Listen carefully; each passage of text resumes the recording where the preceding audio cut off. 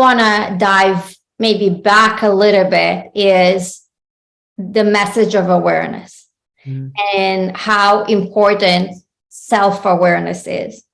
And I often find, and it's not their fault, when people are in certain jobs, they want to get things done fast.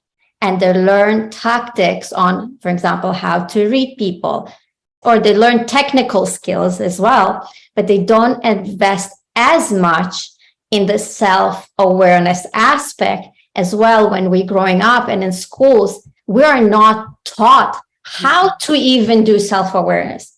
I had somebody come to me and said that I thought I'm doing self-awareness because I attended those sessions and I heard it and I listened to it. I was thinking that I was doing it, but the reality now I understand that I was not doing it at all, because attending a seminar is not doing self-awareness. And unfortunately, none of us are taught how to do self-awareness, quotes unquote. So how do you find, and maybe the question is, what are the things that you see that becoming an obstacle for a person to get to their next level of the self-awareness and being open and actually doing the work of self-awareness that needs to be done for them to be able to read others? Oh, gosh. So I tell people this, and it's so simple. If you feel insecure, you look insecure. If you feel a little condescending, you're probably being condescending. We know how we're coming across, but sometimes if we don't like that, we push away that thought, right? We get an honest gut feeling of how we're portraying ourselves every single time. And usually it's how we are portraying ourselves. To get to that level of self-awareness, you have to do a deep dive. And that really starts with your personality preference. Our personalities come from our DNA, right? They come from our genetics and they're passed down through us. And they also come from our environment. And so when we really can understand about our preferences of how to handle change, of how to make a decision, how do we sound and look when we are stressed, all of that.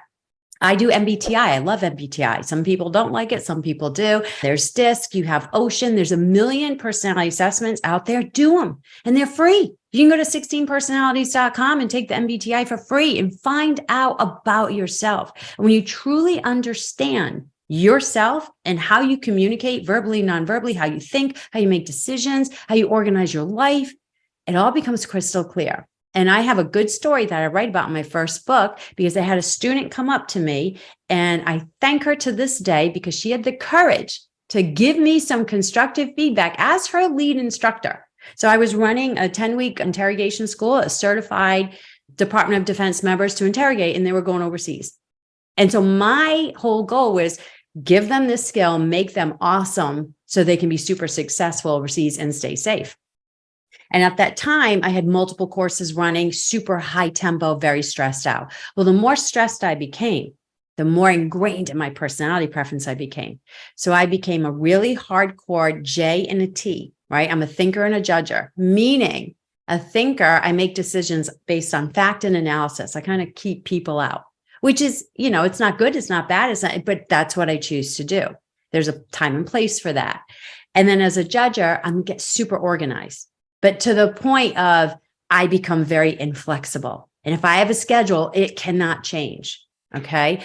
So while that happened, the way that my personality was coming out was I was insensitive.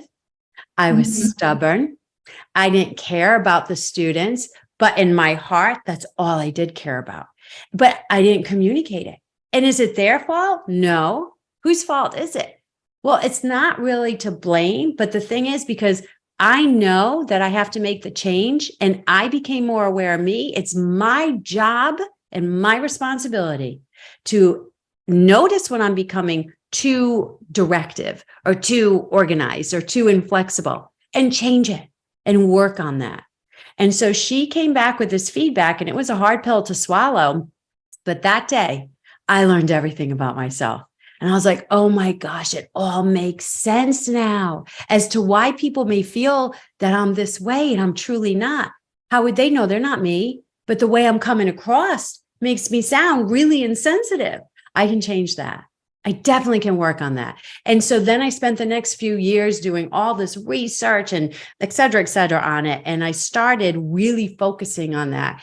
Learn yourself, learn everything about yourself, because that's going to help you become more aware of how you come across in certain times. And especially when you're nervous or you have that big client meeting or you're stressed out, that's critical because you really need to be on your A game. And so it's just becoming aware of like, oh, I can change this one little thing. I can change my thought to say, I'm calm. I have this. I feel really good. I'm going to connect with this person. And it can just change the whole outcome.